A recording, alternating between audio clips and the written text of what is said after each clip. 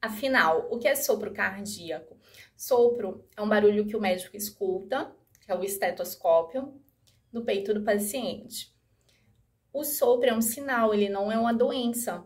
Então, ele pode ser inocente, que é um sopro fisiológico, que não está associado à doença cardíaca, ou pode ser um sopro associado a doenças, que seriam doenças estruturais. A exemplo de valvulopatia, que é a estenose aórtica, um dos exemplos, ou doença muscular do coração, que são aqueles buraquinhos que a criança nasce, como a CIA, CIV, comunicação interatrial e comunicação interventricular.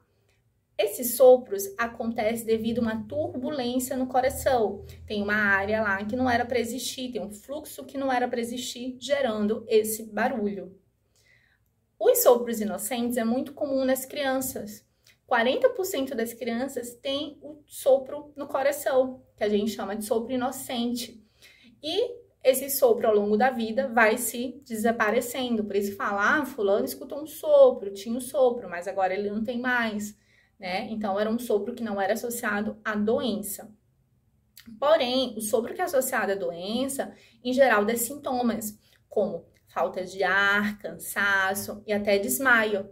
Tem crianças que fica roxo, né? Crianças e adultos que fica roxo os dedos e os lábios. Isso indica que esse sopro possa ser associado à doença cardíaca. E o que ajuda ao diagnóstico?